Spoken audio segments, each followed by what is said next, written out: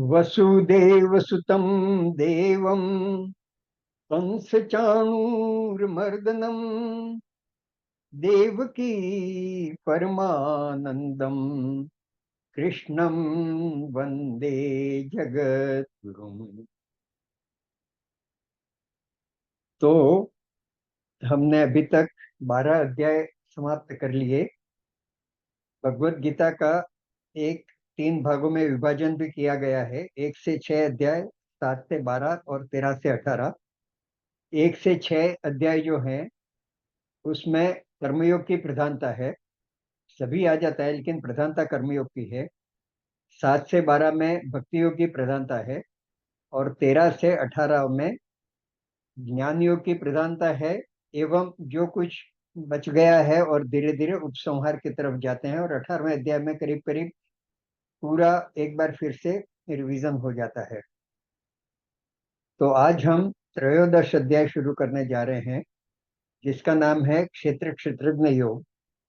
और ये ज्ञान योग का प्रारंभ है और थोड़ा सा इसको सब साथ में मिलकर चर्चा करके जानने की कोशिश करेंगे। थोड़ा सा जटिल है अध्याय, तो सब मिलके देखते हैं किस तरह से हम आगे बढ़ते हैं। तो शुरू करते हैं। ओम श्री परमात्मने नमः। अथ त्रयोदशोऽध्याय। श्री भगवान उवाच। इदं शरीरं कौन्तेय क्षेत्रमित्यभिधीयते एतद्यो वेत्ति तं पाहु क्षेत्रज्ञ इति तद्विदः। ये श्लोक पहले में भगवान कहते हैं, श्री भगवान उवाच। कौन्तेय मतलब अर्जुन, हे अर्जुन, इदं शरीरं क्षेत्रमित्यभि इदं शरीरं कौन्तेय क्षेत्रमित्यभिधीयते।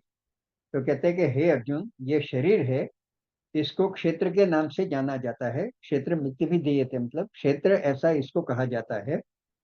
और एतद्यो वेत्ति तम प्राहु, और इस क्षेत्र को जो जानता है उसको क्षेत्रज्ञ कहते हैं। ऐसा इति तद तद विददह। तो जो तत्विदः मतलब जो तत्व को जानने वाले ज्ञानी हैं वो लोग इसको क्षेत्रज्ञ कहते हैं। किसको क्षेत्रज्ञ कहते हैं? कि जो इस क्षेत्र को जानता है। तो भगवान ने यहाँ बताया है कि जो शरीर है वो क्षेत्र है और इसको जानने वाला जो है वो क्षेत्रज्ञ है। अब कहने का मतलब यह है कि ये शरीर है और शरीर को जानना मतलब क्षेत्र का मतलब सिर्फ शरीर ही नहीं, लेकिन शरीर और शरीर के बाहर का पूरा संसार वो क्षेत्र है। अब पहले तो क्षेत्र की डेफिनेशन में ये है कि क्षेत्र की 2 प्रकार से डेफिनेशन ली जाती है। क्षेत्र का मतलब एक तो होता है फील्ड, मतलब काफी बड़ा फील्ड है, क्षेत्र है। तो क्षेत्र अगर है तो क्षेत्र में आप कुछ एक्टिविटी कर सकते हैं, कुछ काम कर सकते हैं। तो ये शरीर एक क्षेत्र है और शरीर के बाहर का जो पूरा संसार है वो भी क्षेत्र है। तो इस क्षेत्र में, ये क्षेत्र में ये है कि क्षेत्र में हम कुछ एक्टिविटी कर सकते हैं, एक ये है। और क्षेत्र मतलब फील्ड, मतलब खेत भी होता है। तो खेत में हम कुछ बीज बोते हैं और उसमें से कुछ उपज मिलती है। तो हम जो कर्म करते हैं वो भी क्षेत्र में करते हैं और कर्म फल मिलता है वो क्षेत्र में मिलता है। और ये क्षेत्र में हम विविध तरह की प्रवृत्ति कर सकते हैं। तो ये क्षेत्र को जो जानने वाला है वो क्षेत्रज्ञ है और वो हमारे अंदर है।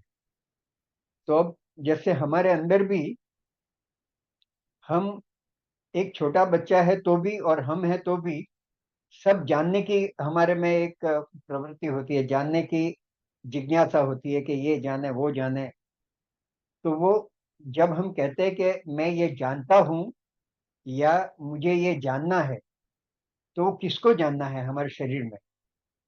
तो वो जो जानता है या जानने की प्रवृत्ति करता है और जो इसको जानता है वो क्षेत्रज्ञ है, ऐसा भगवान ने कहा है। तो ये हम धीरे धीरे जैसे आगे बढ़ेंगे वैसे कहेंगे। लेकिन मैं जब कहता हूँ कि मुझे जानना है तो किसको जानना है? मेरा शरीर को जानना है, मेरी आंखों को जानना है, मेरी मन को जानना है, बुद्धि को जानना है, या किसको जानना है? और वो जानने वाला तत्व कौन है? तो ये भगवान ने ये कहा है कि जो क्षेत्र और क्षेत्रज्ञ, इनको जो जानता है वो ज्ञानी है। तो जो ज्ञानी है वो तो जानते हैं, लेकिन हम जानने का प्रयास करेंगे इस अध्याय के माध्यम से। तो दूसरे श्लोक में भगवान कहते हैं, क्षेत्रज्ञम चापि माम विद्धि सर्व क्षेत्रेषु भारत। हे भारत, हे अर्जुन, सभी क्षेत्र में, मतलब यहाँ सभी क्षेत्र मतलब सभी शरीर और सभी चराचर, मतलब सजीव निर्जीव सभी में, अगर कोई जानने, यहाँ खास करके क्षेत्रज्ञ जब कहते हैं तो सजीव के लिए है। तो जितने भी क्षेत्र हैं, मतलब जितने भी सजीव हैं, जितने शरीर हैं, उस सब में क्षेत्रज्ञ जो है, जो जानने वाला है, चापी माम विद्धि, वो मैं हूं ऐसा तू जान। तो इसका मतलब कि हमारे अंदर भी जो जानने वाला तत्व है, जिसको ये होता है कि मैं जानूं, या जिसके द्वारा जाना जाता है, या जिसको जानना है, वो भगवान ये कहते हैं कि वो तुम्हारे अंदर मैं हूँ। तो मैं हूँ का मतलब, और भगवान कहते हैं यहाँ भगवान उवाच। एक चीज आप देखना, कहीं पे भी पूरी गीता में कृष्ण उवाच ऐसा नहीं है, अर्जुन का अलग अलग नाम से है, उनका है, लेकिन उवाच जब कहते हैं तो भगवान है। और भगवान उवाच कहते हैं तो उनका साकार स्वरूप भी है, लेकिन जब वो इस तरह से कहते हैं कि तुम्हारे अंदर मैं बैठा हुआ हूँ, तो ये उनका निराकार निर्गुण स्वरूप है। वो कहते हैं कि वो मेरा निराकार निर्गुण स्वरूप जो है, उसका अंश तुम्हारे अंदर बैठा है, और वही है जो इस क्षेत्र को जानता है या जानने की कोशिश करता है। तो क्षेत्रज्ञम चापि माम विद्धि सर्व क्षेत्रेषु भारत, और क्षेत्रम क्षेत्रज्ञ योग ज्ञानम यद ज्ञानम यत्त ज्ञानम मतम मम। और ये क्षेत्र और क्षेत्र को समझना और उसको जानना, वही सच्चा ज्ञान है, ऐसा मेरा मत है। मतलब बाकी सब ज्ञान तो है, लेकिन इसको जानना वो परम ज्ञान है, और इसको जानने की हमें कोशिश करनी चाहिए। तो इस अध्याय में काफी संक्षेप में इसके बारे में चर्चा है, लेकिन जहां हो सके वहां थोड़ा सा हम विस्तार से भी जानने की कोशिश करेंगे। तो भगवान ने ये तो बताया है कि ये शरीर और शरीर के बाहर का जो पूरा संसार है, वो क्षेत्र है। तो शरीर जब कहते हैं तो व्यष्टि के लिए, मतलब इंडिविजुअल के लिए, जब मैं अपनी बात करता हूँ तो ये शरीर है, वो क्षेत्र है। लेकिन मेरे लिए मेरे बाहर का जितना भी है, इवन मेरे स्वजन हैं, मेरे मित्र हैं, दूसरे संसार के जितने भी लोग हैं, वो सभी क्षेत्र हैं। और उसके साथ मेरा शरीर है, वो उनसे व्यवहार करता है। लेकिन वो जो जानने वाला है, और जो कि ये क्या हो रहा है, कैसे हो रहा है, क्या करना है, क्या नहीं करना है, वो क्षेत्रज्ञ है, वो अपने अंदर बैठा हुआ है, ऐसा भगवान कहते हैं। तो अब यहाँ क्षेत्रज्ञ के थोड़े अलग अलग मीनिंग भी होते हैं, वो भी हम थोड़ा देखने की ट्राई करेंगे। तो तीसरे तीसरे श्लोक में कहते हैं, तत्क्षेत्रम यत्य यादृक्ष। तो वो क्षेत्र जिसके बारे में भगवान कह रहे हैं कि शरीर क्षेत्र है, और शरीर के बाहर का जितने भी प्रकृति जन्य जो चीजें हैं, वो सभी क्षेत्र हैं। तो उसके बारे में याद रखिए, वो जैसा है क्षेत्र ऐसा उसके जो विकार हैं और वो किस कारण से है, उसके बारे में हम चर्चा करेंगे इस अध्याय में। यद क्षेत्रम याच याद रखिए, यद विकारी यतश्चेयत। यतश्चेयत मतलब जो वो जैसा भी है, जिस कारण से है, जैसा है, और जो उसके विकार हैं, उसके बारे में हम चर्चा करेंगे। और फिर सचय यद प्रभावश्च, और यहाँ स का मतलब सह, और उसके बारे में भी, किसके बारे में, जो क्षेत्रज्ञ है, उसके बारे में भी हम चर्चा करेंगे। तो सतयो यद प्रभावश्च, तो क्षेत्रज्ञ और उसके प्रभाव के बारे में भी तत्समासेन में सुनो, उसके बारे में मैं संक्षिप्त से चर्चा करूंगा। तत्समासेन मतलब संक्षिप्त में, बहुत विस्तार में नहीं, मैं चर्चा करूंगा, वो तुम अब सुनो। सुनो मतलब सुनो। फिर आगे कहते हैं चौथे श्लोक में, ऋषिभिर बहुधा गीतम छंदोभिर विविधे पृथक ब्रह्म सूत्र पदेश्चैव हेतु मद्भिर विनिश्चिते। तो कहते हैं कि ऋषियों ने और ज्ञानियों ने, योगियों ने, उन्होंने भी इसके बारे में काफी चर्चा की है, गाया है। छंद मतलब वेद वगैरह में इसका काफी वर्णन है। और जो ब्रह्म सूत्र है उसको भी एक बहुत अपने रेफरेंस माना जाता है। तो उसने भी एक निश्चित पूर्वक तो क्षेत्र क्षेत्रज्ञ क्या है उसके जानने के हेतु से ब्रह्म सूत्र के पदों में भी इसकी चर्चा हुई है। तो अनेक शास्त्रों में और ऋषियों ने क्षेत्र क्षेत्रज्ञ के बारे में चर्चा की है।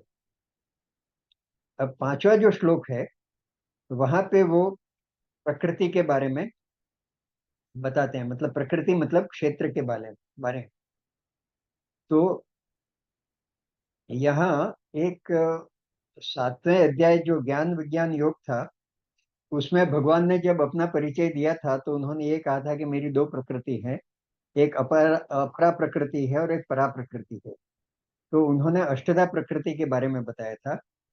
तो मैं थोड़ा सा वो चौथा श्लोक आपको, चौथा और पांचवा श्लोक है वो थोड़ा पढ़ लेता हूँ। तो चौथा श्लोक में भगवान ने सातवें सप्ताह अध्याय में ये कहा था, भूमि रापो नलो वायु खम मनो बुद्धिरेव च अहंकार इति यम में भिन्ना प्रकृति अष्टधा। तो मेरी प्रकृति 8 तत्वों से बनी है ऐसा बताया था। तो उसमें भूमि रापो नलो वायु मतलब भूमि, आप मतलब जल, अनल मतलब अग्नि, वायु और खम मतलब आकाश। तो ये 5 महाभूत बताए थे। फिर मन और बुद्धि ऐसा करके 7 बताए थे, और अहंकार ऐसा करके 8 बताया था। और अहंकार इति में भिन्ना प्रकृति, तो इस तरह से मेरी अष्टधा प्रकृति है, 8 गुणों वाली या 8 तत्वों वाली मेरी प्रकृति है ऐसा बताया था। और बाद में बताया था कि और जो चेतन तत्व है वो मेरी परा प्रकृति है, और उससे मैंने पूरे संसार का धारण किया है। अब यहाँ वही प्रकृति का तत्वों का विश्लेषण भगवान ने थोड़ा और ज्यादा किया है, और यहाँ उन्होंने 24 तत्व बताए हैं। 5वें श्लोक में प्रकृति के 24 तत्व बताए हैं।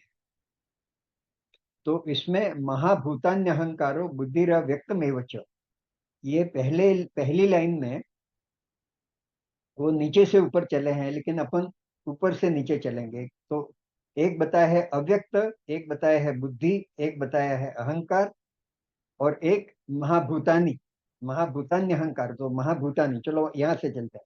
तो महाभूतानी मतलब जो 5 तत्व है, पृथ्वी, जल, अग्नि, वायु और आकाश, ये 5 तत्व हैं।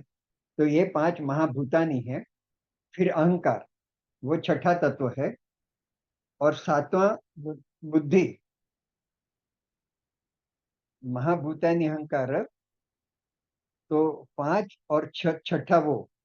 और बुद्धि व्यक्त में वच, और बुद्धि और अव्यक्त, अव्यक्त मतलब प्रकृति। तो यहाँ उसमें जो 8 जो तत्व बताए थे उसमें प्रकृति को नहीं गिना था। प्रकृति से ये प्रकृति के ये तत्व है, लेकिन यहाँ प्रकृति से निकले हुए हैं। तो अव्यक्त का मतलब होता है मूल प्रकृति। तो अव्यक्त को ले लिया है। अव्यक्त से बुद्धि उत्पन्न हुई है, तो अव्यक्त से बुद्धि लिया है, तो दूसरा तत्व बुद्धि है। इसको महत तत्व भी कहते हैं। उससे अहंकार हुआ है, और अहंकार से अलग अलग और 5 वो भूतानी, तो 5 और 6 और 7 और 8 ये हो गए। और इंद्रियाणी दशेकम च, तो 11 और 5 16। हाँ, तो इंद्रियाणी, तो 10 इंद्रियाणी मतलब 5 ज्ञानेन्द्रिय और 5 कर्मेंद्रिय। तो इंद्रियाणी 10, 10 इंद्रियों का बताया है। और एक एक अलग कहा है। तो एक जो है वो मन को कहा है। तो मन जो है वो एक 11वीं इंद्रिय है, क्योंकि सभी इंद्रियों का कंट्रोल मन करता है। तो 11 ये हो गए, 11 और ऊपर 8 थे, 11 और 8 19। और पंचचेंद्रिय गोचरा, और 19 और 5 जो 24 हैं। तो इंद्रिय गोचर मतलब जो हमारी 5 ज्ञानेंद्रिय है उससे जो गोचर होता है, मतलब उससे जो जाना जाता है, तो मतलब वो इंद्रियों के विषय हुए। तो वो विषय कौन से हुए? शब्द, स्पर्श, रूप, रस और गंध। शब्द किसका विषय है? तो कान का विषय है, जो सुनने के लिए शब्द होता है। शब्द, स्पर्श, स्पर्श जो है वो त्वचा का विषय है, अपनी त्वचा है वो ज्ञानेंद्रिय है, और उसका विषय है वो स्पर्श है। फिर रूप है वो आंख का विषय है। रस है वो जिह्वा का विषय है, जीभ का विषय है, स्वाद है। और गंध है वो नासिका का विषय है, नाक का विषय है। तो ऐसी जो अपनी 5 इंद्रियां हैं, उनके जो 5 गोचर हैं, मतलब उनके जो 5 विषय हैं। तो ये 24 तत्व, तो 5 ये हुआ 10 कम मतलब 11 और 5 16 यहाँ है और 8 ऊपर है। तो ऐसा करके 16 16 और 8 24 का उन्होंने तत्व बताया है क्षेत्र का। अब उधर आप देखो तो उसमें जो अष्टधा प्रकृति बताई है, उसमें प्रकृति को गिना नहीं है इसलिए 8 है। नहीं तो उसमें भी देखो तो अगर प्रकृति को गिन लो तो वो 9 हो जाते हैं। और उसके बाद ये जो 9 के बाद जो 15 होते हैं, वो 10 इंद्रिया और 5 इंद्रियों के गोचर, मतलब उनके विषय, ऐसा करके 15 और 9 24 हो जाते हैं। अब इनकी उत्पत्ति कैसे हुई है वो थोड़ा सा देख लेते हैं। तो अव्यक्त मतलब मूल प्रकृति है। तो ब्रह्मा ब्रह्म जो निराकार निर्गुण परमात्मा है, वो ब्रह्म है। वहां से पूरे यूनिवर्स की जब उत्पत्ति शुरू होती है, तो ब्रह्म का जो चेतन तत्व है, जो परातत्व है, जो उनका चैतन्य तत्व है, जो शक्ति है। लेकिन शक्ति कैसी? ज्ञानमय, आनंदमय, चैतन्यमय शक्ति, जिसे सच्चिदानंद कहते हैं, वो जो शक्ति है वो ब्रह्म है। और जो प्रकृति है वो उनकी अपरा शक्ति है। तो वो दोनों जब मिलते हैं, ब्रह्म अकेला निर्गुण निराकार, अकर्ता अभोक्ता, वो कुछ नहीं कर सकते हैं। ब्रह्म अकेला कुछ नहीं हो सकता है और प्रकृति अकेली कुछ नहीं कर सकती है। जैसे कि ये पंखा चल रहा है, तो पंखा अकेला है तो वो नहीं चल सकता है। बिजली अकेली कुछ नहीं कर सकती है। अगर पंखा नहीं है, बिजली है, तो कुछ काम नहीं होगा। और पंखा है, बिजली नहीं है तो काम नहीं होगा। लेकिन दोनों मिल जाते हैं तो काम शुरू होता है। तो प्रकृति जो है वो क्रियाशील है, वो सभी काम करती है, लेकिन ब्रह्म की चेतना प्राप्त करके ही काम करती है। तो ब्रह्म की चेतना मिलने के बाद प्रकृति क्या करती है? तो प्रकृति में सबसे पहले अव्यक्त से बुद्धि उत्पन्न होती है, ऐसा कहते हैं। और वो बुद्धि जो है, वो फिर आगे का काम करना शुरू कर देती है। लेकिन वो बुद्धि से सब काम आगे होते हैं, तो बुद्धि के बाद जो आता है वो अहंकार आता है। तो अव्यक्त प्रकृति वो कारण है, और उसका कॉज एंड इफेक्ट जिसे कहते हैं। तो एक कॉज जो है, और प्रकृति और ब्रह्म का कोई, दे आर कॉजलेस, मतलब उनका कोई कारण नहीं है। तो इसलिए ब्रह्म को भी अनादि कहते हैं, और प्रकृति जो है वो भी अनादि, अनंत और अविनाशी उस तरह। लेकिन प्रकृति में यह है कि परिवर्तनशील है, वो अविनाशी है, अनादि है, लेकिन उसमें परिवर्तन होते रहते हैं। तो इसलिए प्रकृति, लेकिन प्रकृति भी मूल तत्व है, अनादि है। और ब्रह्म जैसे हैं पुरुष तत्व या प्रकृति तत्व, अगर ऐसे कहो, तो वो भी अनादि है, दोनों अनादि हैं, क्योंकि ब्रह्म की ही दोनों शक्तियां हैं। तो प्रकृति, ये कई बार क्या होता है, जो नास्तिक मतलब कभी कभी डिस्कशन होता है, और जो ये कहते हैं कि ये सब किसने बनाया? तो प्रकृति से बनाया, भगवान ने बनाया। तो एक प्रश्न आके ये उठ जाता है कि अगर भगवान ने बनाया तो भगवान को किसने बनाया? भगवान को तो किसने बनाया होगा। तो यहाँ पे ये है कि भगवान, भगवान है या ब्रह्म है या प्रकृति है, वो अनादि है। वो हमेशा से थी, हमेशा से रहेगी, प्रलय होने के बाद भी वो सूक्ष्म रूप में रहेगी। और उसी से फिर से पूरा संसार या पूरा ब्रह्मांड बनेगा, पूरा विस्तार होगा। तो प्रकृति जो है वो भी अनादि है। तो इसको जो मूल प्रकृति जो है उसको अव्यक्त कहते हैं। उससे बुद्धि उत्पन्न हुई, बुद्धि से अहंकार उत्पन्न हुआ। और अहंकार के 5 वो हैं। अहंकार मतलब एक सत्वगुणी अहंकार है, एक रजोगुणी अहंकार है, और एक तमोगुणी अहंकार है। तो सत्वगुणी अहंकार से ज्ञानेंद्रिय और मन बना। तो 6 चीजें सत्वगुणी अहंकार से बनी। रजोगुणी अहंकार से कर्मेंद्रिय बनी। और तमोगुणी अहंकार जो है, उससे इंद्रिय गोचर मतलब विषय बने। और महाभूतानी मतलब ये जो 5 महाभूत जो हैं, शब्द स्पर्श रूप रस ये पृथ्वी जल वायु अग्नि और आकाश, ये जो हैं। अब इसमें भी थोड़ा उनका पंचीकरण पर ऐसा कुछ और डिटेल है, उस पर अभी हम नहीं जाएंगे, अगर कहीं पे जरूरत पड़ी तो हम जाएंगे। तो इस तरह से ये प्रकृति के 24 तत्व जो हैं वो ये 5वें श्लोक में बताए हैं। अब प्रकृति के विकार क्या है, मतलब उस प्रकृति से किस तरह का विकार, मतलब वो प्रकृति से जो अंदर क्षेत्रज्ञ जो बैठा है, जो सब जानता है, उस वो क्या क्या अनुभव कर सकता है और उसको क्या क्या होता है क्षेत्रज्ञ को। अब क्षेत्रज्ञ में यहाँ इस पॉइंट पे मैं थोड़ा सा वो कर देता हूँ कि क्षेत्रज्ञ जो है, जो शुद्ध आत्मा है, जो भगवान कहते हैं कि मैं तुम्हारे अंदर बैठा हुआ हूँ, तो वो तो अकर्ता अभोक्ता है। लेकिन वो क्षेत्रज्ञ से उसका जो एक स्पार्क मिलता है बुद्धि को, और वहां से अहंकार बन जाता है। और वो जो एक शक्ति मिलती है, उससे अहंकार और जीवात्मा बनता है। जीवात्मा जो है वो सूक्ष्म शरीर जिसे कहते हैं। तो सूक्ष्म शरीर जो है, उसको ये लगता है कि आत्मा आत्मा कुछ नहीं है, ये जब जो काम कर रहा हूँ वो मैं कर रहा हूँ और मेरी मर्जी से हो रहा है, और ये सब ये शरीर को चलाने वाला मैं हूँ, और इसका कर्ता भी मैं हूँ और भोक्ता भी मैं हूँ।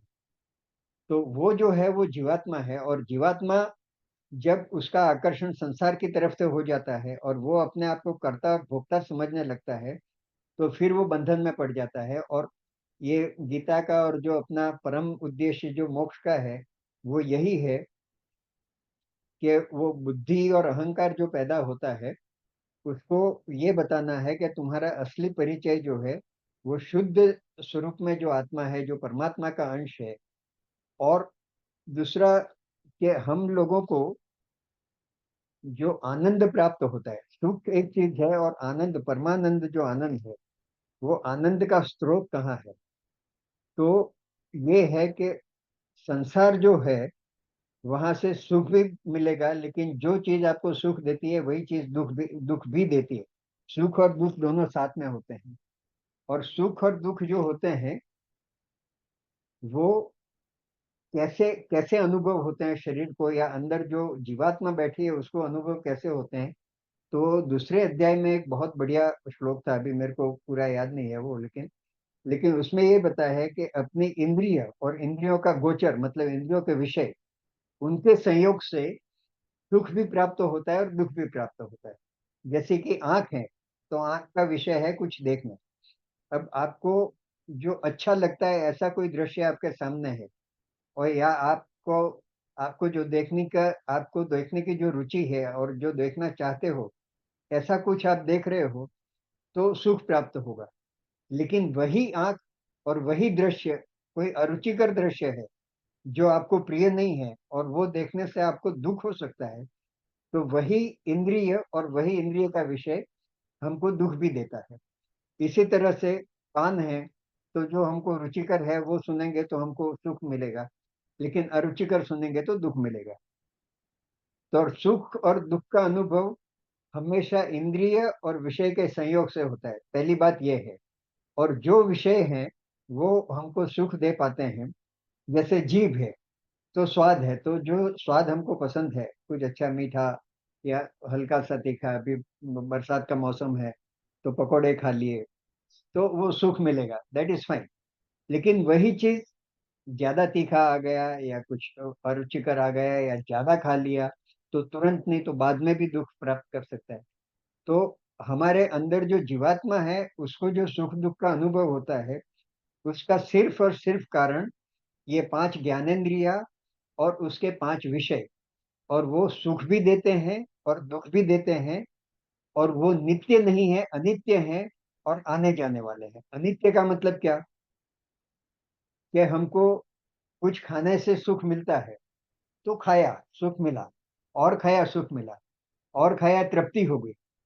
उसके बाद वो सुख नहीं दे पाएगा। उसके बाद अगर किसी ने खिलाने की कोशिश की, तो वो हमारे लिए दुखद हो जाएगा। मतलब कोई ज्यादा आग्रह करेगा तो हाथ जोड़ना पड़ेगा कि भाई अब हाथ जोड़ता हूँ, अब आग्रह मत करो, अब मैं नहीं खा सकता हूँ। इसी तरह से आप कुछ भी चीज, टीवी देखते हैं, तो टीवी आधा घंटा, 1 घंटा, 2 घंटा, 3 घंटा देख ले, तब तक ठीक है, वो आपको आनंद देगा। लेकिन वही चीज अगर, तो ये अनित्य है, इससे जिसे कहते हैं कि नित्य सुख या निरंतर सुख नहीं मिल सकता है। तो निरंतर सुख कहाँ से मिलता है, और हमको जब हम कहते हैं कि हमको सुख की अनुभूति होती है, तो ऐसा कहा गया है कि उसका जो स्रोत है, उसका जो झरना है सुख का या आनंद का, वो भीतर है। और जो भीतर मतलब जो क्षेत्र, जो आत्मा बैठी हुई है, जो शुद्ध आत्मा है, जिसे क्षेत्रज्ञ भगवान ने कहा है कि मैं वही हूँ, वो आनंद का स्रोत है। तो उस स्रोत को प्राप्त कैसे किया जाता है? तो बुद्धि और अहंकार तो आपको कर्म के लिए प्रेरित करेंगे या भोग के लिए प्रेरित करेंगे। या तो कुछ काम करो, या कुछ काम किया है, या कुछ भी है, तो वो विषय भोग करो, अच्छा खाओ, अच्छा देखो, अच्छा सुनो, ये करो, वो करो। उससे आपको, हमको लगता है कि सुख की प्राप्ति होती है। और इसीलिए संसार की और हमारी दौड़ उस तरह से सुख की प्राप्ति करने के लिए है। इसलिए हम ज्यादा से ज्यादा हमारे ऐसे संसाधन जुटाने में लगे हैं कि जो सांसारिक भौतिक साधन जो हमको सुख दे सके। लेकिन कुल मिला के ये है कि कितने भी साधन जुटा लो, दुनिया का अमीर से अमीर व्यक्ति भी है, वो हमको अपने आप को ये नहीं कह सकता है कि मैं परम सुखी हूँ, मेरे कोई दुख नहीं है, और इतना मैंने साधन जुटा लिए हैं भौतिक, तो इसके अलावा मेरे को कुछ नहीं चाहिए और मेरे को सब सुख मिल गया। तो इसका मतलब ये है कि कितने भी सुख के साधन हो, वो आपको नित्य सुख दे सकते हैं, ऐसा नहीं है। तो नित्य सुख का स्रोत जो है वो अंदर है। और मिलता बाहर की वस्तु भी जब आप हमको सुख देती है, तो वो आता तो अंदर से ही सुख है, लेकिन हमको आभास ऐसा होता है कि ये हमने खरीद लिया तो हमको सुख मिला। कोई अच्छा बंगला खरीद लिया या गाड़ी खरीद ली तो हमें आनंद मिला, सुख मिला। आनंद आनंद मिलता है, ऐसा कहते हैं। तो वो आनंद क्यों मिलता है? तो वो जो सुख जो है वो अंदर तो बैठा हुआ है, लेकिन जब हमारे मन में और बुद्धि में एक हलच मतलब तूफान रहता है कि मुझे ये पाना है, ये करना है, और उसके लिए कर्म करते रहते हैं, जो करते रहते हैं, तो उससे जो अ, मन है वो आंदोलित रहता है, उसमें तरंगे रहती है। और जैसे कि किसी बर्तन में कोई चीज पड़ी हो, एक चांदी का सिक्का हो या सोने का सिक्का हो, और जब तक वो शांत जल नहीं होता है तब तक वो दिखेगा नहीं, अगर उसमें तरंगे बनी हुई है तो वो दिखेगा नहीं। तो इस तरह से हमारा मन जब तक आंदोलित होता है, उस पर तरंगे बनी हुई होती है, तो अंदर का सुख दिखता नहीं है। जब हम किसी वस्तु को पाने के पीछे दौड़ते हैं और वो मिल जाती है, तो कुछ समय के लिए वो तरंगे शांत हो जाती है। तो वो वस्तु हमको सुख नहीं देती है, लेकिन वो तरंगे शांत हो गई तो वो जो आनंद है वो हमको अनुभव होता है। और वो आनंद कितने दिन रहता है?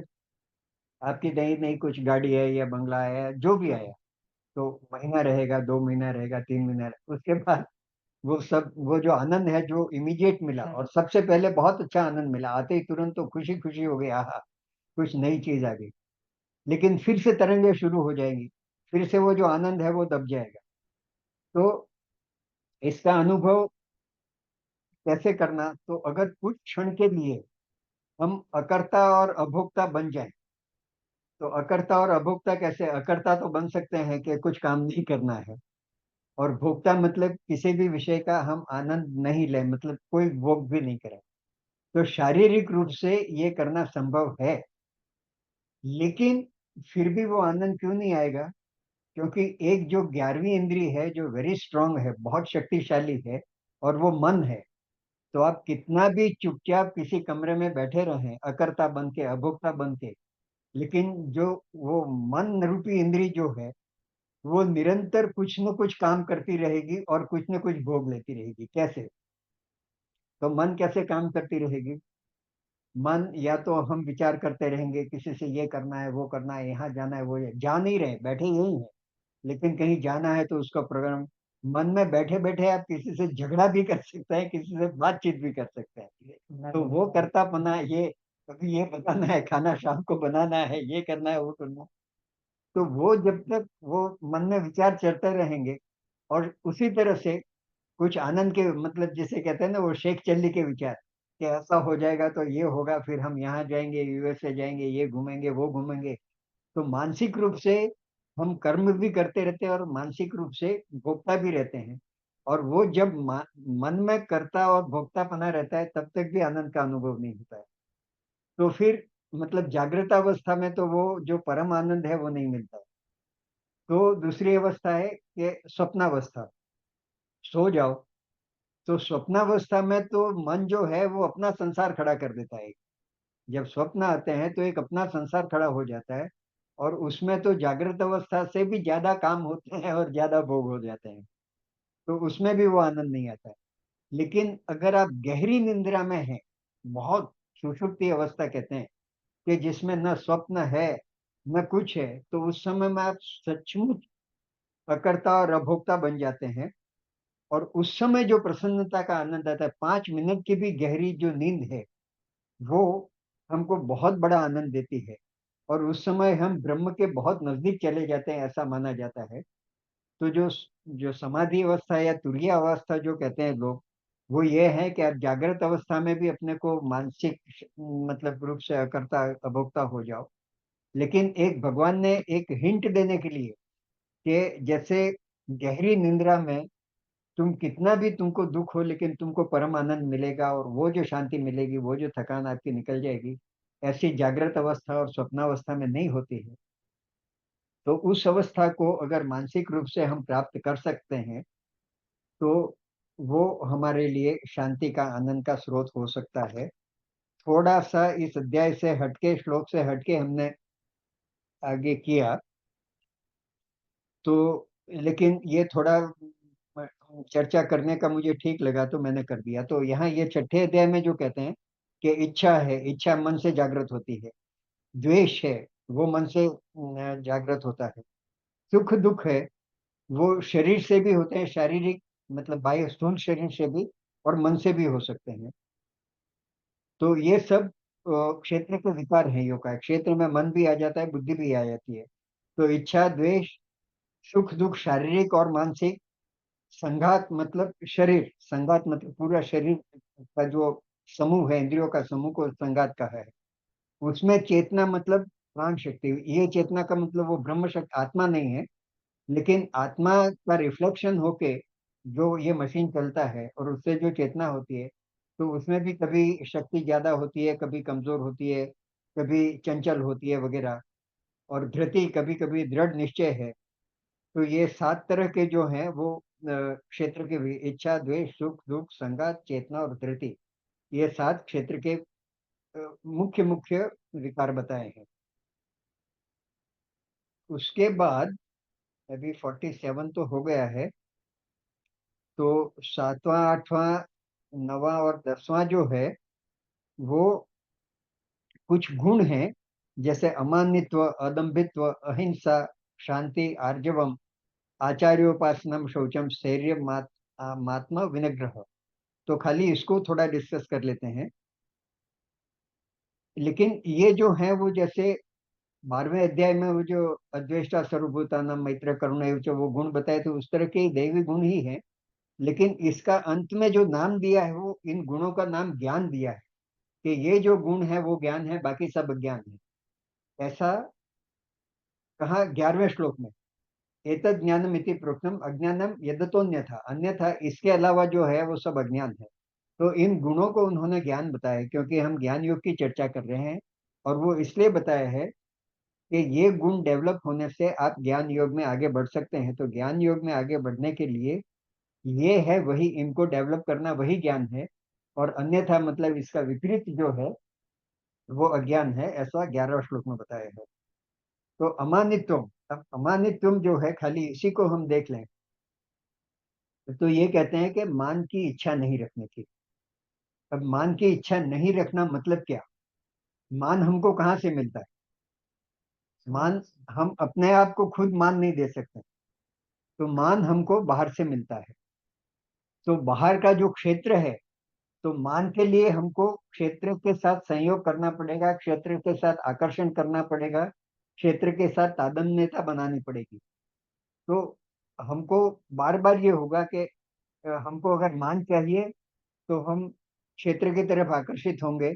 और जो बाहर की दुनिया है, बाहर के लोग हैं, हमारे मित्र हैं, जो कुछ भी हैं, वो अगर हमको मान दें, तो हमें आनंद होगा।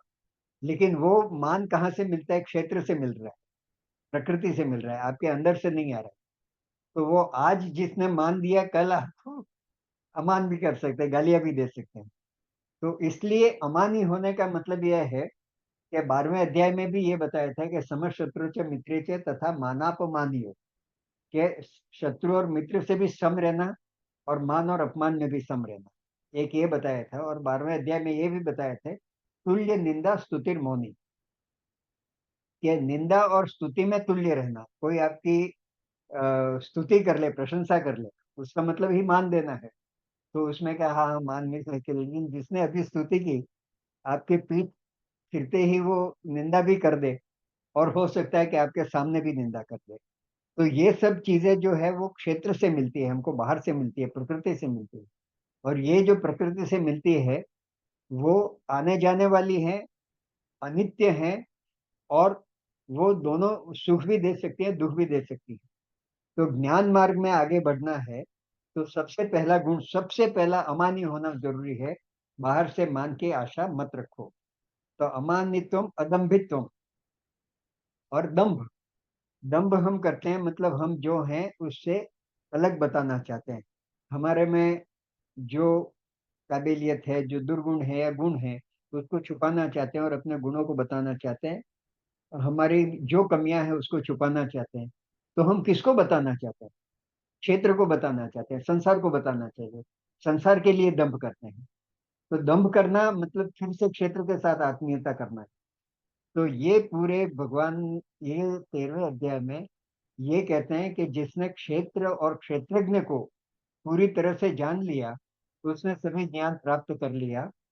और ये ज्ञानी लोग ही जानते हैं क्षेत्र क्या है और क्षेत्र, हम तो अज्ञानी लोग हैं, हम जानते नहीं है इसके बारे में।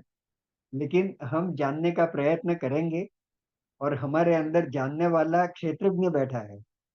जानना किसको है? क्षेत्रज्ञ को। भगवान ने यही कहा है कि तुम्हारे अंदर क्षेत्रज्ञ है, वो क्षेत्रज्ञ को जानता है।